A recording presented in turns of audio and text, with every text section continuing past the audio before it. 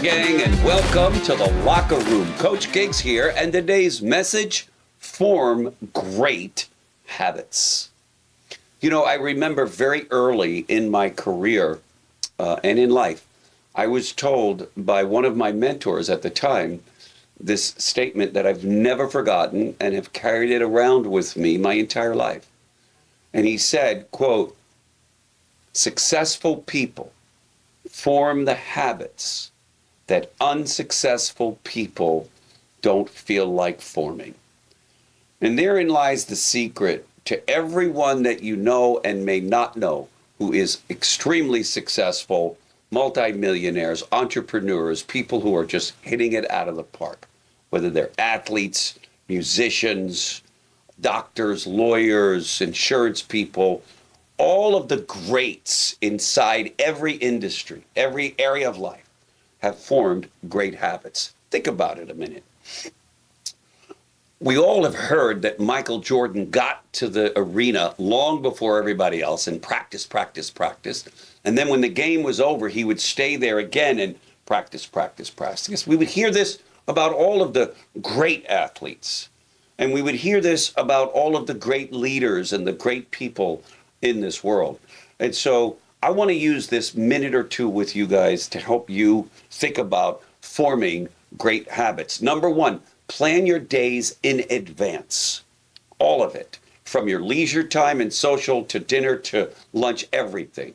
Plan your days. The reason that I've been planning my days and why I followed this as a habit is because if I don't have any plans and structuredness to my day, when distractions come, I'm easily pulled away. But if I decided on exactly what I'm going to do inside of each hour of every day and stick to that, I'm going to get more things done than anyone else. Those who go about their day casually will get much less done than I will. I always plan my days in advance.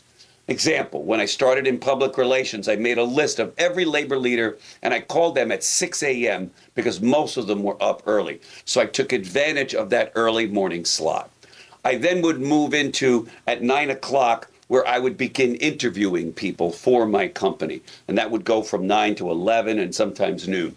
Then I would have lunch, take a nap, and then in the afternoons, I would work with all of the existing people and or leaders I had. And then I would go home, have dinner, plan out my day for the next day, check off, make sure I got things done that I said I would get done, and things I didn't get done that were A quality, very important, I would put them on first thing the next day. Folks, deciding how you're going to spend each hour of every day will pay huge dividends for you. One of the greatest habits I ever formed. And last, I formed the habit of working on my craft every single day until I became great at it.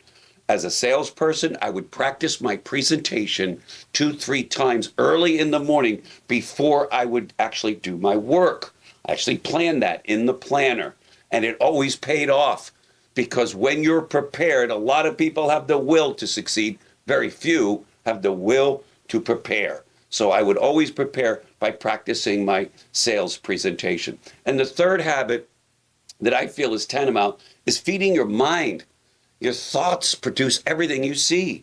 And so I have the habit every morning of listening to a series of audibles, reading off my goals to myself. I have affirmations that I do. All of this before most people even get up in the morning because I formed the habit of programming my thinking. Because the life you see is the result of the thoughts you have and then the actions you take. So that's my message today, gang. Form these great habits and others that will put you at the top of the food chain, the best of the best. That's what I want for you, and that's what I want for me and everyone around me. Thanks for joining me, and we'll see you in tomorrow's broadcast.